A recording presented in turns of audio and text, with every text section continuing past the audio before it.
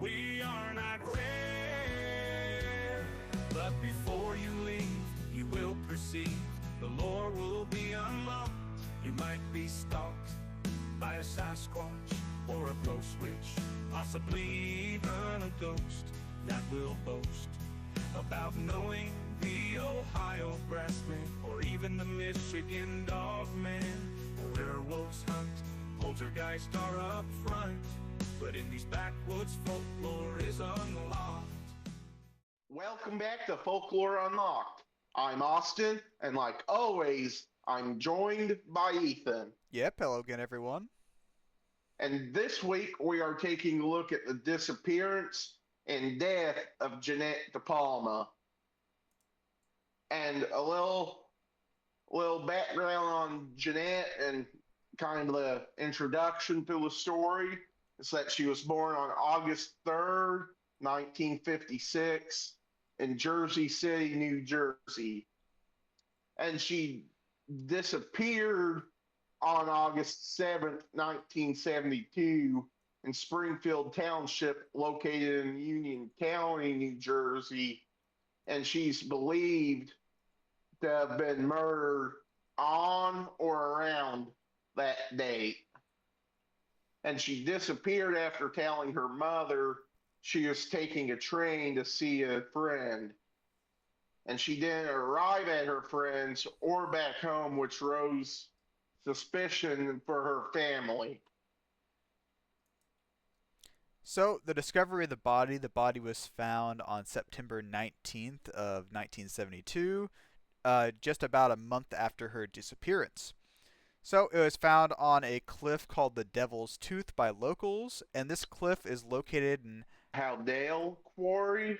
and found because a dog ended up bringing her right forearm and hand to its owner. So, yeah, not necessarily the most common way to find the body.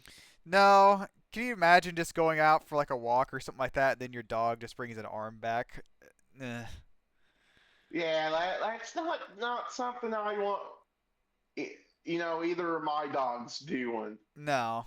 I've had my dogs bring back like a deer leg or something like that, and that itself is a little bit weird, but But that's just the dog being like, oh, look, me. yeah.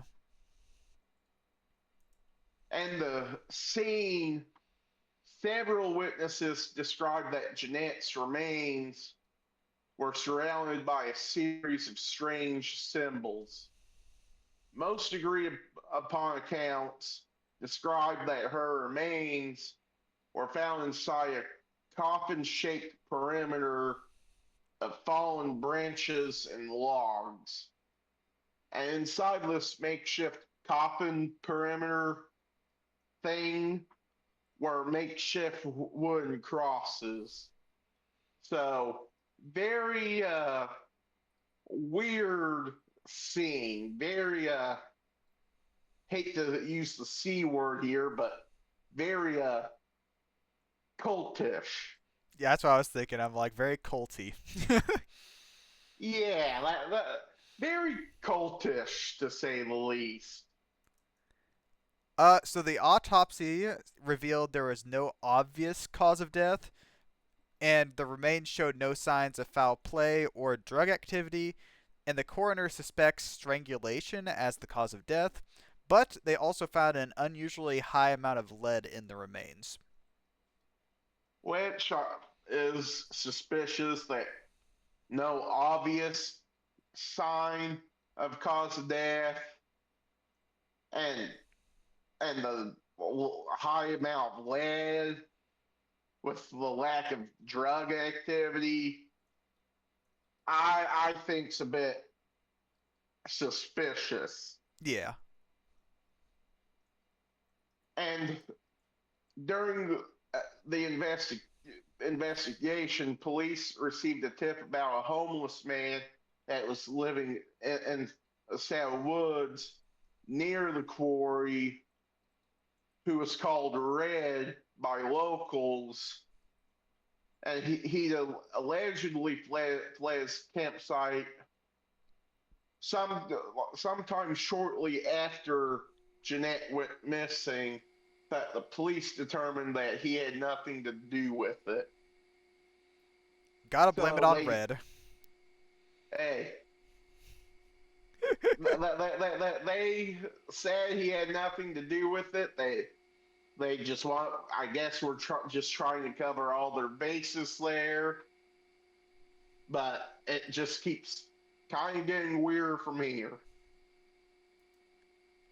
So, as you can probably guess, they thought that it could possibly have been a human sacrifice.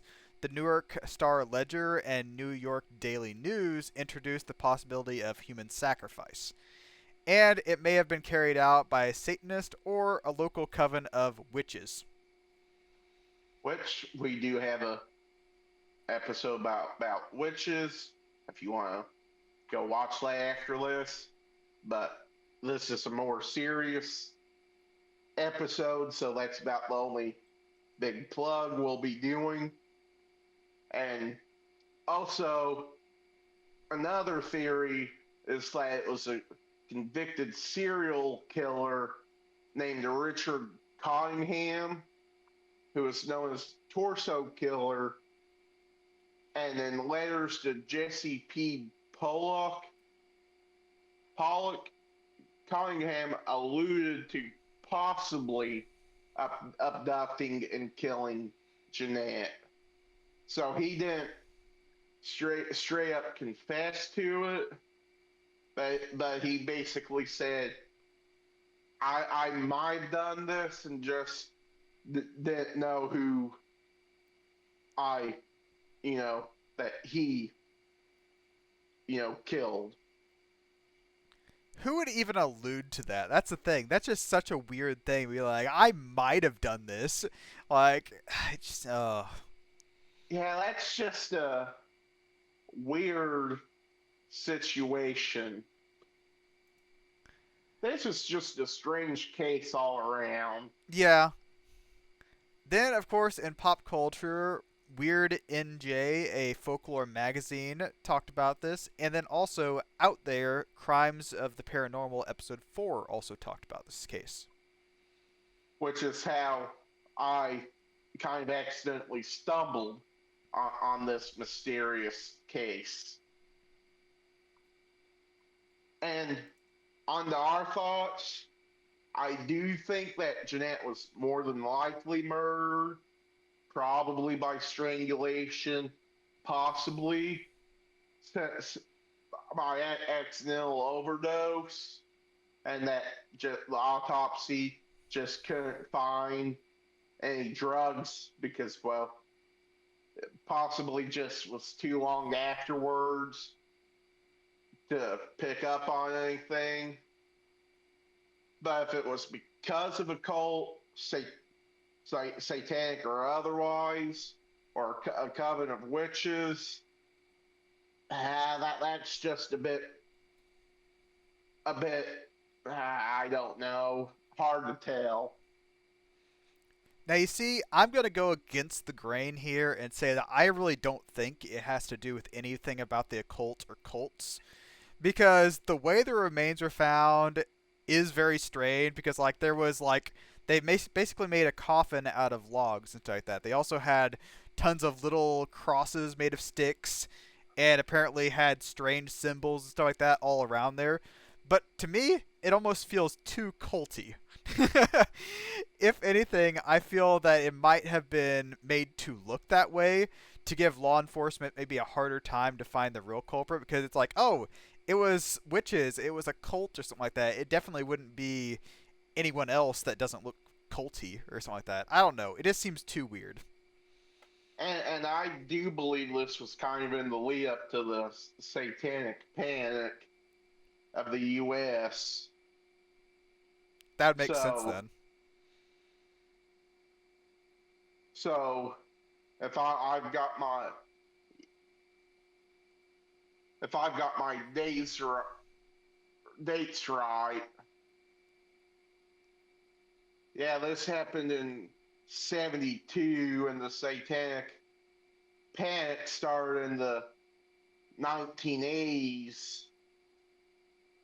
So, Well, technically, looking up, it started in the kind of early start in the late 1960s. So this would have been, I guess, in like the very early stages of the Satanic Panic.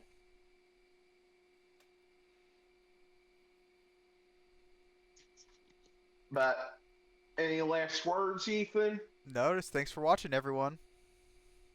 Well, if you're on YouTube, thanks for watching. Drop us a like, comment, and subscribe. If you're on Spotify, drop us a comment, and we'll see you next week. You might wake up beside Spearfinger with an extended visit from Jack the Ripper. But if you're lucky, it'll be an angel on that range hill of Louisiana. You might meet Mary LaValle or the Rogaroo.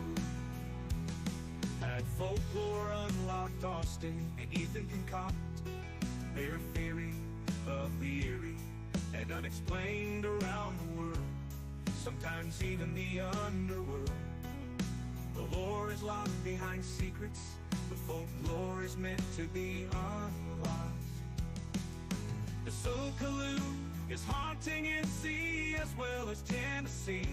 There are many giants that might be clients of the Dark Watchers, who might have psychokinesis.